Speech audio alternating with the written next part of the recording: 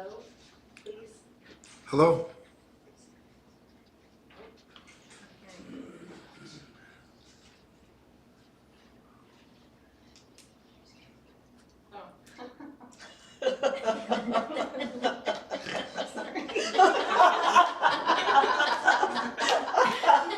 Oh, I heard that.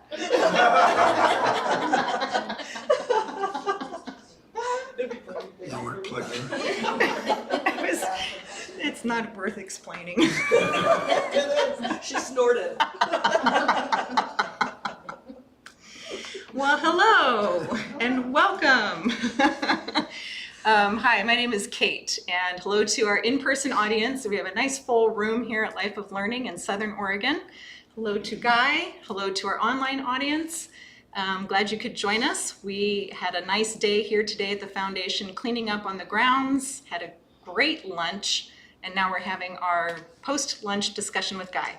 So we're going to run for about 45 minutes, and this is an open discussion. So people in the room, as you know, you can come up here and sit in the chair and talk with Guy. If you're online and you want to chime in with something or have a question, just put it into the chat area there on Facebook or YouTube, and I will come up and read that for you. I have some announcements, which I will save for later, as I usually do. So we're ready to get started. If you have a cell phone in the room, if you could just check really quick and make sure that the sound is off, that'd be great. And if you have any noise on your end online, I can't help you. So, all right.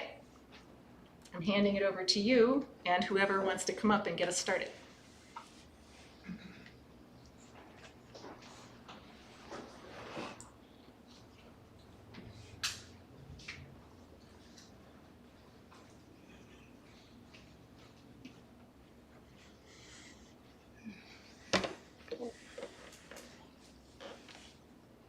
Hello. So I wanted to share something that I observed that I kind of know the answer to intellectually, but it needs a lot of work inside of me, so I thought I would share it. When I interact with other people, I can sense a tremendous amount of judgment. Actually, I have to restate that. A tremendous amount of judgment comes up, and I'm working to catch it before I say it.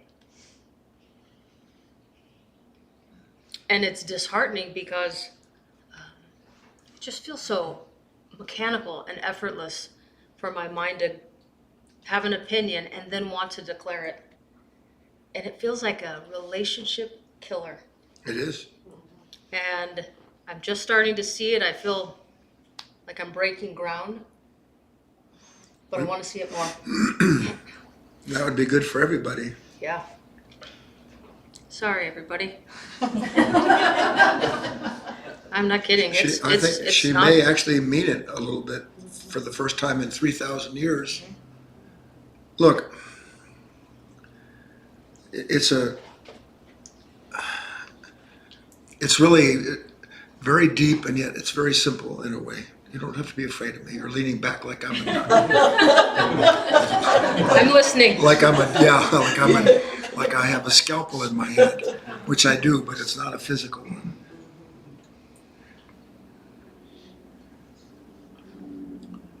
These are just a few examples, and then I'll dig into it a little bit. We have a nice lunch here. It's always nice to have students come and work, and then we have a nice time at lunch and we share things.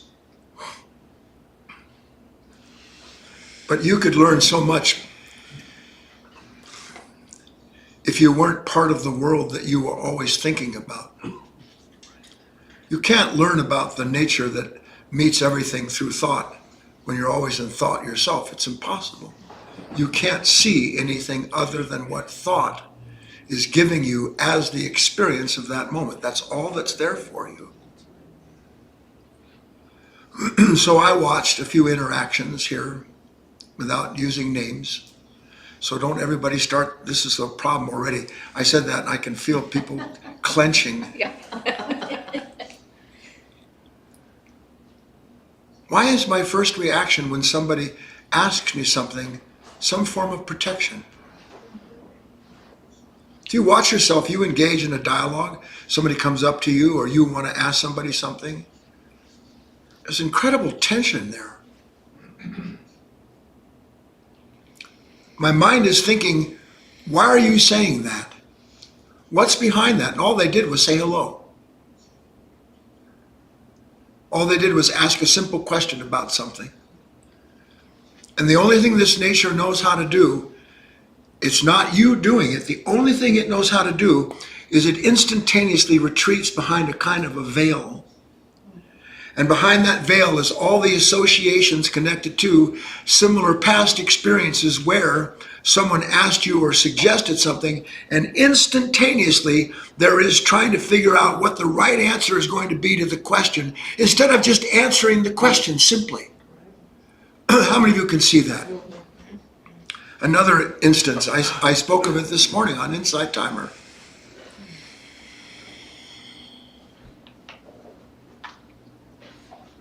You're having a conversation with somebody,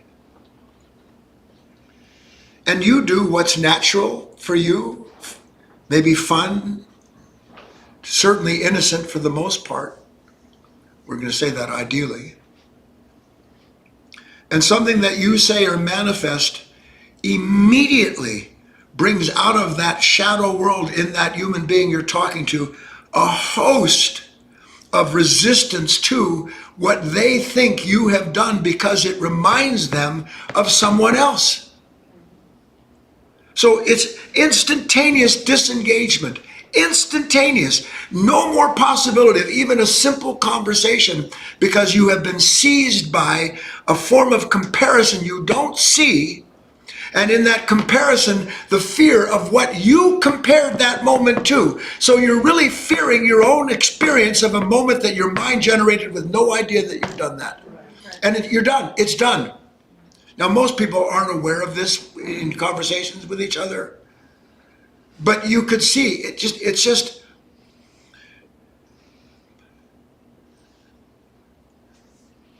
you want to know what to be sad about? You need to be sad about the fallen state of humanity, of which you are a part, of which I am a part, to whatever degree that's true. You can't have an interaction that isn't governed by an unconscious reaction that is telling you your choices to make in that moment. Suggesting the words, the body posture, suggesting how you advance or retreat, all of that going on like that. And you think you're sitting there having this experience where you're making these choices. You're not making one choice at all. Did you know that reactions aren't your choice? No reaction that you have is your choice. Not one. Every last one of them is a kind of a regurgitation of some reality fashioned some time ago, in which through conditioning, whether it's just physical or psychological, all that can happen is there's a contraction, and out of that contraction comes what you believe, because you identify with the reaction, what you believe is a choice, what you should do or say. And there's no one there at all. That's incredible. There's not, but look, it is incredible, but it's not really meaningful until you start to see for yourself that fact. How many of you know that before you know it as a rule, your mouth is engaged before your mind has said something? Yes or no? Yes. Well, who's talking? Who's judging?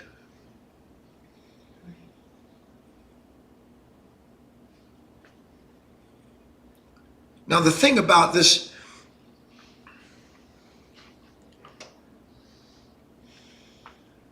judgment that Heidi's talking about, let's work as a group a little bit like we would on a Wednesday. What's behind that? What do you think's behind what Heidi has admitted is that there is forever something between her and whoever that may be, that for the longest time, and I know she'll agree with this, she thought it was your resistance that was producing her judgment. Now she's starting to understand it wasn't you. You might be complicit because you're pretty much at the same world, but now I'm starting to suspect, I've seen it a few times. which by the way, I'm going to get to how great that is. Not that you're going to ever like it.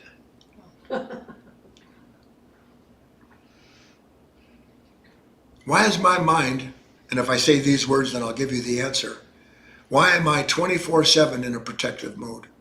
And can you see that that's a protective mode? Yes. Why am I 24/7 like that? Wayne? Fear? Fear. Fear. But if you ask Heidi, is she afraid of people? She'll say, no, I'm a churning urn of burning funk. I roll over whatever's in my way. Where's Chris? And that's some of our personality. Some of us roll forward, some of us roll back. Still no one choosing the direction. Right, Leah?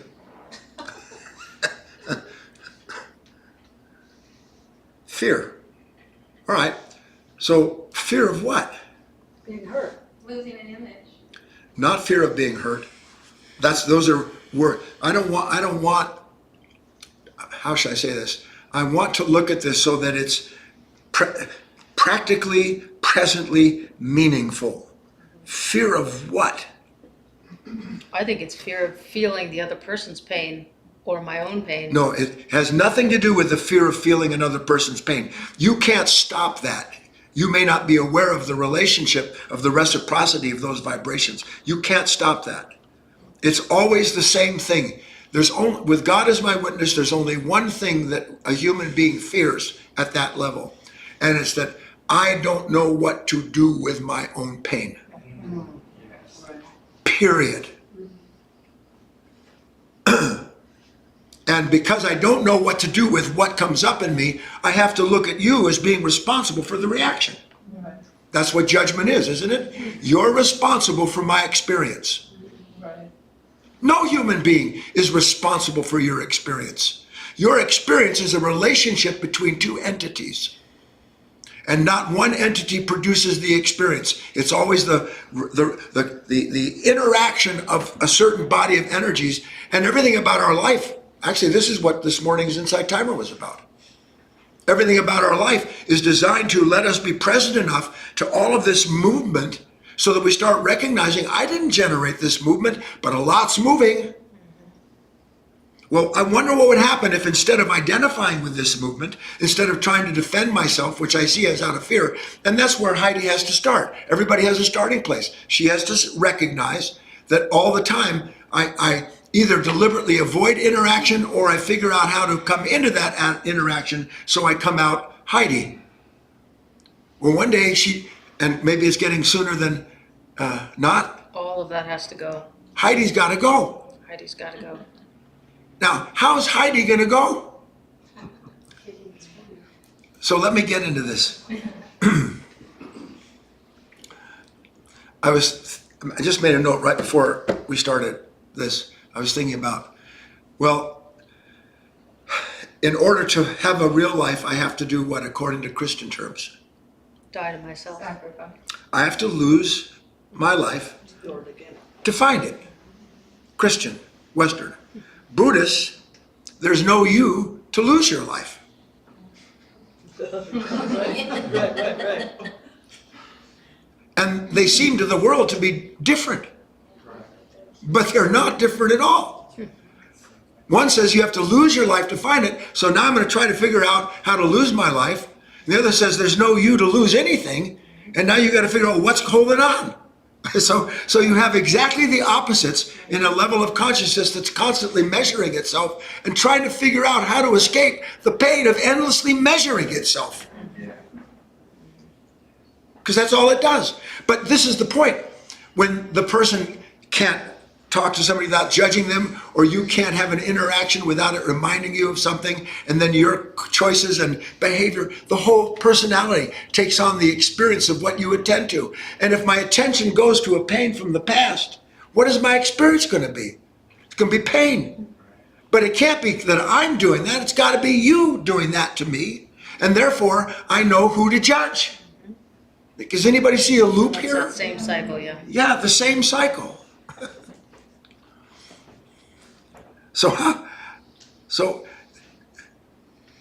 a little transition, then I'm going to get into more of this.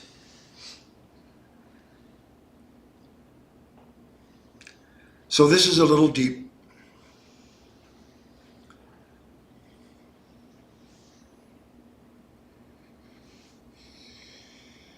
And it's very surprising, really.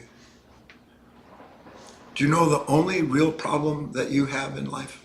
And I quite mean that literally, the only problem, apart from what we would say is our present level of consciousness. Do you know what it is? But I don't yet understand. You only have this world.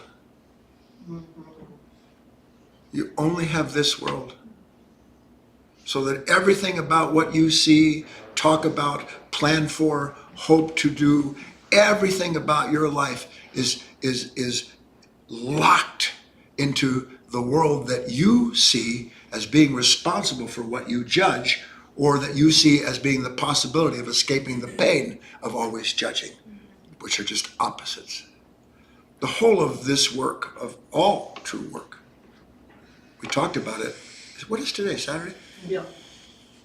I don't, Sunday, maybe Wednesday, I don't know. It was Sunday. How is a man or a woman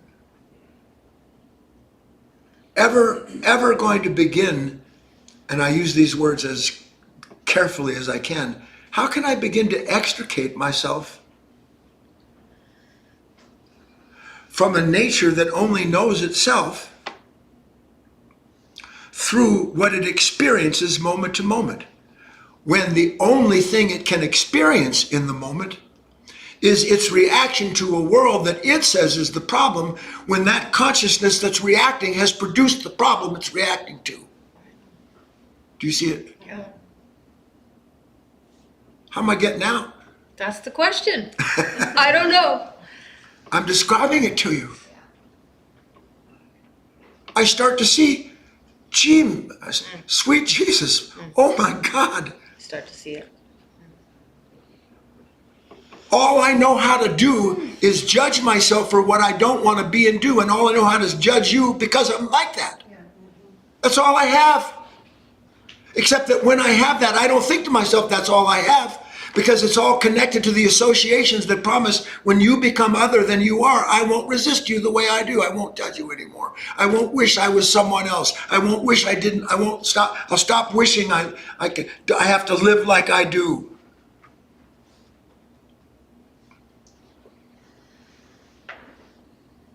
This world creates time, this consciousness, so that by creating time in which to finally resolve the conflict inherent in itself, it produces a time in which it won't be what it is anymore, and all you have is the reincarnation of an unconscious nature that is always convinced that whatever's going on won't go on once it learns the truth about the person or the circumstance. And how many years does that go on?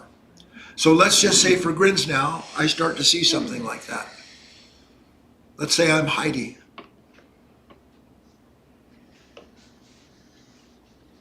And whatever your name is, how many of you know, could put into one word as closely as you could, what you know is basically the main theme of all your interactions with people, whether it's outward or inwardly. You should be able to, by the way. You should know something about yourself, that when you're engaged with people or walking through a supermarket or whatever it is that you're doing, that there's always some particular personality that's present, and it's going to say or do the things that it always does. So Heidi's saying there's this immense tendency to judge, and we looked at that. And we understand behind the judgment is the fear, not the fear of the person she's judging, but that she doesn't know what to do with this immense conflict that she feels with everybody, not just with one person. It's not just with one person, it's with everybody. No, it's within this whole body. Yeah. So I have to, at that point, realize this is where the rubber meets the road. I can't be Heidi anymore, but I don't know how not to be Heidi.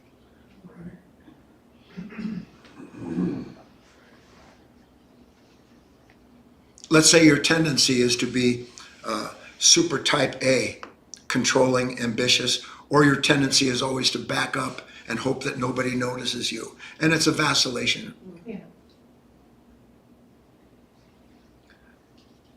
Well, you have to start recognizing that before you go into any given moment, that there is a part of you that isn't going ahead to make the crooked places straight, but that is going ahead to make straight everything that you think you need in order to continue being who you are. It's always trying to change or control the circumstances. And that's what it fears. Imagine fearing losing control over something you imagined.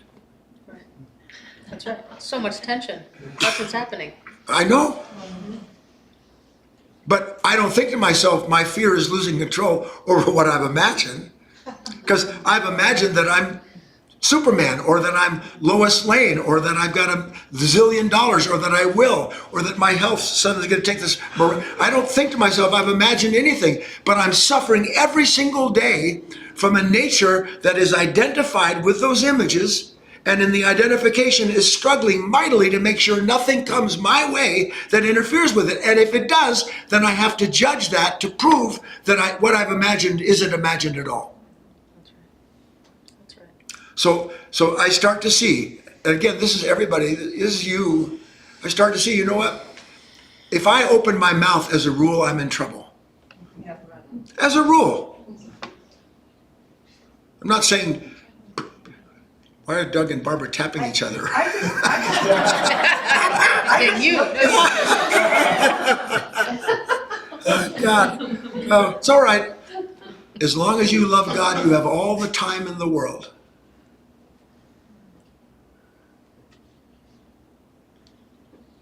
So I start to know the dominant, it's not chief feature, but I start to know what's dominant in me.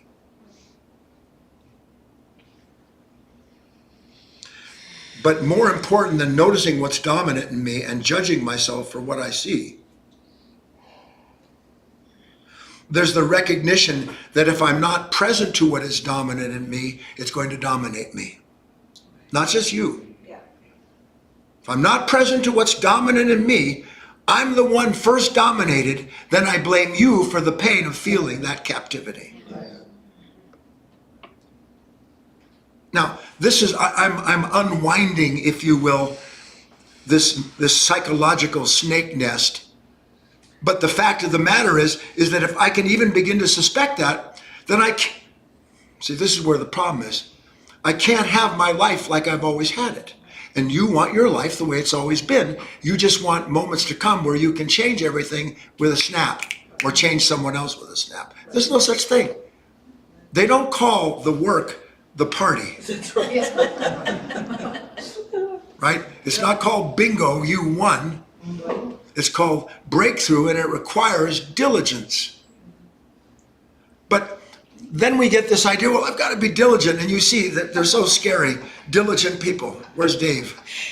Dave the Diligent.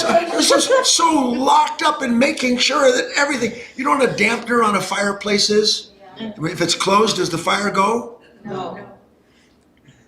So I've got this dampener, I've got this, which judging, everything's a dampener. Yeah. Because I don't know what to do with everything coming into me. And you have to get to the point where you understand nothing can come into you that isn't there for you to see, for you to learn about yourself through. Instead of trying to choose what's good and what's not, or who you want to be with, or who you think's a problem. So I said that in Western tradition, the idea is I must lose my life to find it. And so a person gets this idea, I'm sorry, one day you'll have a big laugh at yourself, how insane you have been. You don't know, honestly, you do not know, you're insane. I think I know what I have to do so I can become free. You don't know what you have to do to become free. But if you could see the part of you that's telling you you've got to do this to be free, you'd be free of identifying with it, because there's pain in any kind of assertion in any given moment. That's what I want to say. We are a ceaselessly asserting entity. Even if I'm not talking, I'm asserting. Because everything in me wants to keep everything in the right place at bay. And if it starts to struggle with it, then I believe that my judgment of it proves I've ascertained correctly who and what your character is. And I've done nothing other than remain a captive of a life that I think I know what I need to do to be free. And then, because I know what I need to be free, then my mind says, well, here's what you need to do. Here's what you need to lose. And the one who's thinking is what has to be lost. The whole nature analyzing itself is what has to be lost. Not what it's analyzing, not how to get to what it's analyzed, but the entire nature that never stops measuring itself according to life and everyone else. That's the whole thing that's got to be lost. Now, how do I lose that? Well, let's go to the Buddhist side. There's no you to lose anything. Well, how do I get there? Because it feels to me like I've got a lot to lose. How many of you have a lot to lose? Like Heidi's, what she's afraid of losing is running out of people who will be around her for her to judge. No, that's the God honest truth. You're an unpleasant person. You live in constant terror that people are finally going to go, that's enough of you. But what you don't know is they need you to be judged. They need to judge you. Back. Exactly. So that the whole thing can just keep going and going and going. It's disgusting. It's disgusting. Well, not yet. It's not for you. When it's really disgusting, you won't want to touch it. So there's no me to lose. Now we get to where the rubber meets the road. I said the biggest problem is that this is your only world. What other world is there? And don't jump into thought about this. Well, if all I know is this world and its promises, its temptations, its promises and its disappointments, all of my tomorrows that I hope will be brighter than yesterday where I had this pain or this resentment. It's a life of doing time. And when you're in time, you can't see that you're in time. Because time creates time in order to escape time. Do you understand that? Time creates time in order to escape time. Yes? But then, one day, and you can feel the difference. We've known Heidi since the pyramids.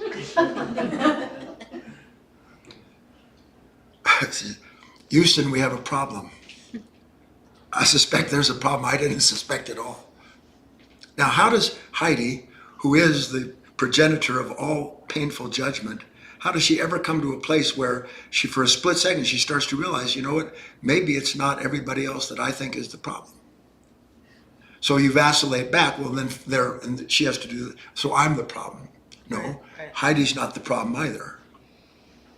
The problem is that there's a level of consciousness that the only way it can keep itself in place is by producing endless experiences that prove to it that the way it sees life and the experience derived from it is the only life there is. But for the first time,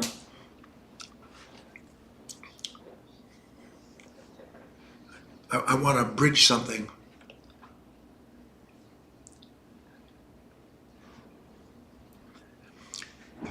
Real faith is born in the moment when a person catches a glimpse of the world that they thought was the only world from the momentary appearance of another order of understanding that isn't connected to time. Only something that is timeless can see time. Time cannot see time. It can think it does, but it doesn't see it. But the sudden awareness of the fact that there is this constant clockwork in me that's always tick, tick, tick, tick, trouble, trouble, trouble, find solution, solution. The awareness of that clearly isn't the nature. It doesn't belong to the nature that has been brought into that light. Yes? Yeah. So for the first time, whether there's a light out here, there is another level of awareness, because that's what light is. There's another order of awareness. Now for a split second, and this is where the rubber meets the road constantly, I get a chance to see that everything I've convinced myself of being true about myself in the world, that it might not be everything that I've said it is. This is a huge moment in a person's development. Most people will spend their entire lives and never have a momentary glimpse of their own consciousness because another level of their consciousness has been momentarily unified, allowing the awareness of that. Look, your mind, your heart, your body. Most of our relationship to others is always connected with one part of us interacting with one part of them. And then in order to create a sense of wholeness, it will bring in all of the associations connected to what it perceives, and that will give that entity a sense of being whole because they are wholly identified with what they are thinking about. Do you understand? Being wholly identified with what you're thinking about is not being a whole human being, but it's the sensation of being whole because it's accompanied to by all of these thoughts and feelings that prove to you, yes, I understand the whole thing. Right. But can any part understand the whole? No. The only thing a part can do is find some other part to set itself to or from, and then go through all of the iterations of trying to prove the part that says it knows actually does. And to do that, I've got to paint you into a corner. If you're my enemy, I will find every reason, that mind will find every reason it can to prove that you are what I've imagined you to be. There's no end that it'll go to. That's why you see the world the way it is.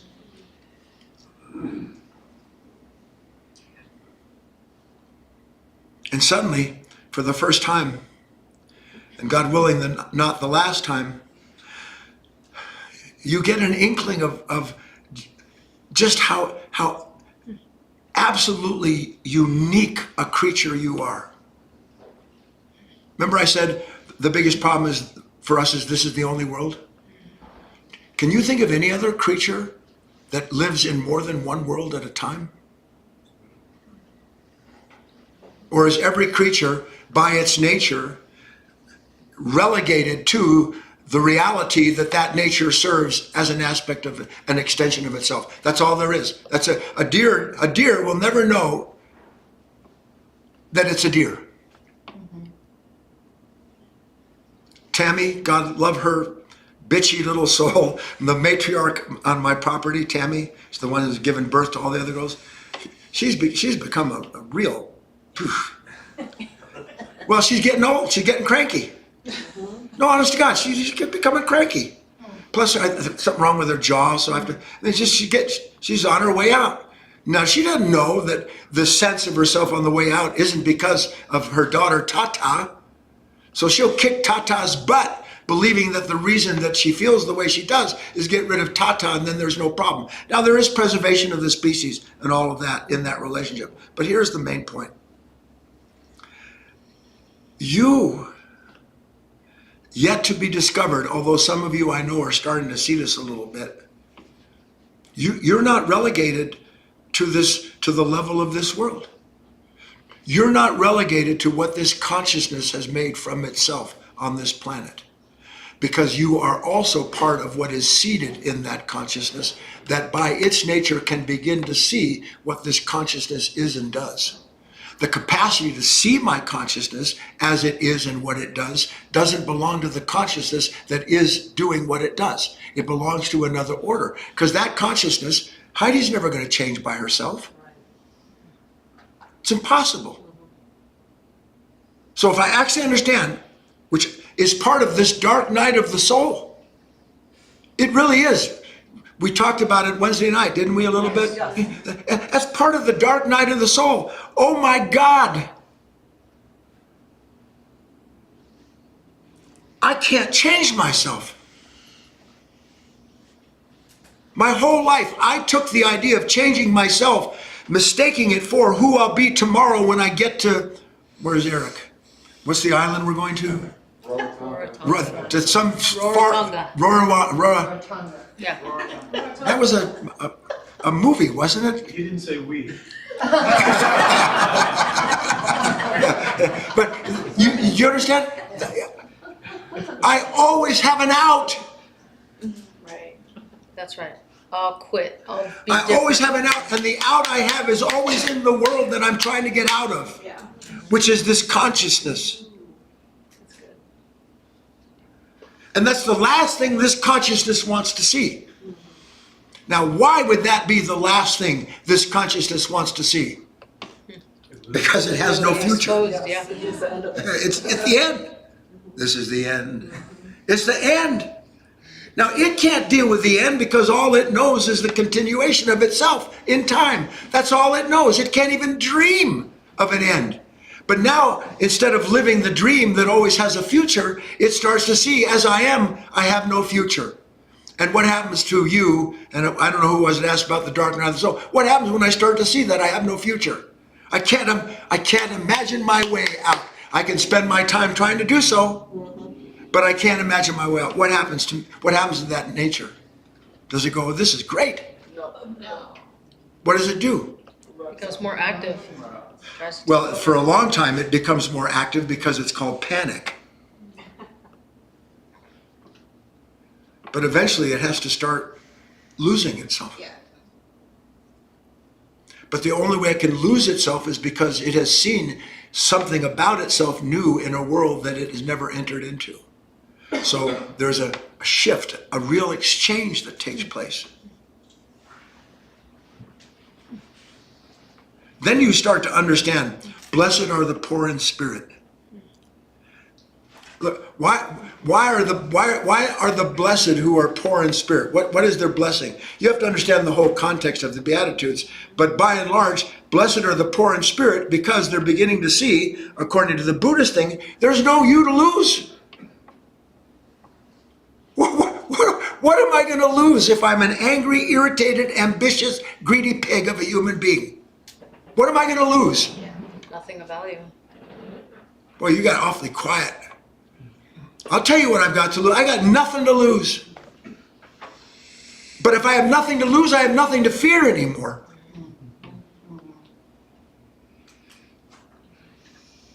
So I don't come in and look at your face to measure myself by. I don't sit here and try to talk to you in order to convince you of something so you think of me in a special way. The truth is, I don't care. That you see, what you need to care about isn't this world at all. And by the way, that's the only way you can ever really care about this world. Because now you understand what there is to care for and what it is that can care about something. Not what you and I care for every day, which is the continuity of this nature. So I begin the process of, what's the order? One must awaken in order to die and then be reborn. Not awaken and be reborn. Awaken to what must die, but cannot of itself bring about an end to itself. It can only be exchanged, sacrificed. And it can't be sacrificed unless there's something that makes it clear that it can't continue. And there is an option in this moment, rather than continue being me, I can enter into this awareness of that I don't want of myself, but in which I can see all of this. Negotiation. It's an act of mercy. It is an act of mercy, but not for the longest time do we see it as an act of mercy. Yeah, that's helpful. All right. Thank you. Who's next? I know I talked almost the whole 45 minutes. We have a few minutes if anyone else wants to pop up there. Thanks.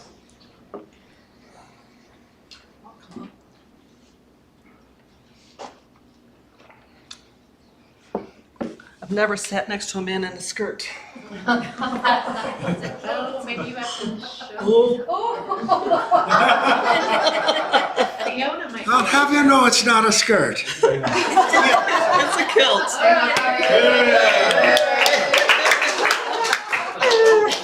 This it's a kilt. Is a kilt. McFinley, which is a relative of McDonald's. There you go. I hope you're on, Fiona. Hi everyone, my name is Terry.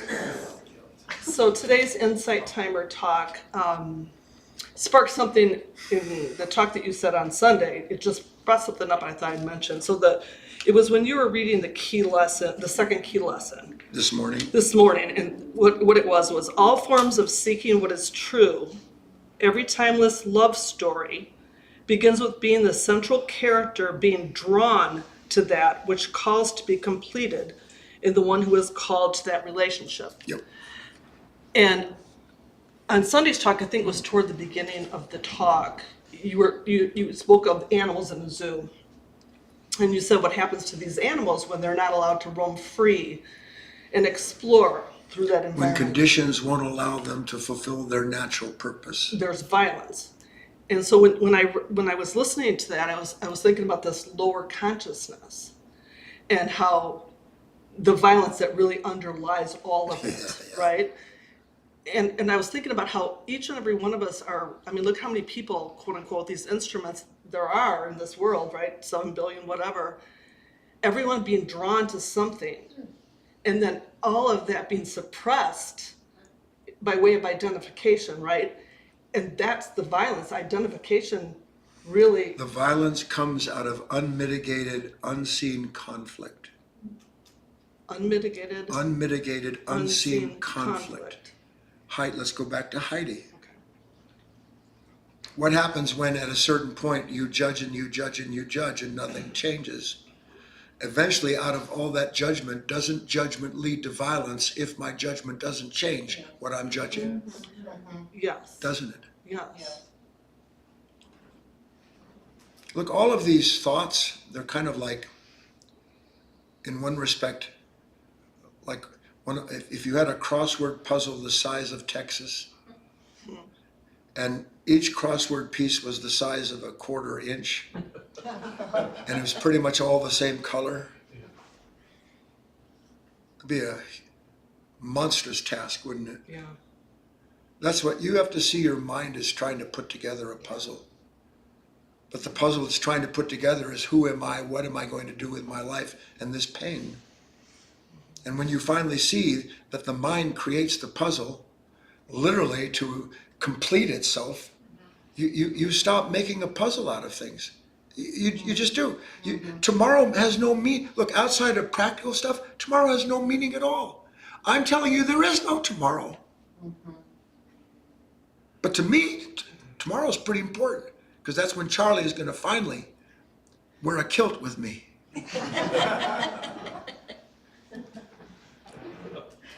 So, is there a tomorrow to fear, or does fear create tomorrow? Fear creates tomorrow. Time creates So how many pieces do I have to put together to see that, or is it always right there? It's always right there. That's the other dimension. What is timeless can see what's in time. The mind creates what is in time so it can occupy itself with things to do and be for the continuity of itself. So to be able to see that means you automatically start to watch how my mind is a runaway. It's like herding squirrels. And it never dawns on me when I'm identified with any of those squirrels that the reason I'm identified with it so that I don't know I'm a squirrel myself. That's right. I'm a squirrel. No, you're not. There is a squirrel. You're not even a squirrel. You're nuts. That's right. That went by fast. Phew. Thanks for joining us, everyone. And do remember to tune in tomorrow for our special Sunday of Wisdom with Guy. He has a great topic for us, which is how to free yourself from anxious thoughts and feelings with one supreme action. So tune in for that tomorrow, 9:30 a.m. Pacific time. If you're on our email list and on the GoToWebinar list, you'll get a reminder as per the usual. And just letting you know that we are taking these 4 talks. Guy mentioned our Wednesday talk, our Deep Dive Wednesday talk, when he answered some questions that were really great, like about the dark night of the soul, etc. We're taking that Wednesday talk, this morning's Insight Timer talk, today's lunch discussion, and tomorrow's Sunday of Wisdom. Are putting them into a nice little package, a 4-talk package that you can get a hold of if you want to by making a small donation of $10. You can go to guyfinley.org/package. The Wednesday talk is already up there, and I won't be leaving here today before the insight timer and this lunch discussion are up there as well. So all of that will get updated by the end of today. And it's a great way to support the foundation and listen to these talks again and just continue to get more from them. I don't think I have one last thing to say. Okay. I don't know how many of you quite a few have been here a long time. But does anybody remember the story of One Hand Willie? Oh, yeah. Anybody remember the story of One Hand Willie? I remember. Need a hint. They called him One Hand Willie because he did everything with one hand. He was a master with one hand, but everything he did with one hand. Then finally somebody had the nerve to come up to Willie and say, I'm wondering why you do everything with one hand. And he said, because with the other hand, I'm holding on to my remembrance of God. We're meant to live in two worlds at once. Not just this world where our attention is on everyone and everything, wondering what it means, but always a properly divided state of consciousness in which my attention is actually a little more inward than it is outward. So then I'm always seeing at the same time that the experience is a product of these worlds meeting, and that there is an awareness of that experience that neither the world nor what it's meeting produces. Completely different order of experience. Then you find out where peace is. Oh, great. We'll continue all this tomorrow. See you at 9:30 tomorrow. Bye, everyone. Katie, do you want this on the blog?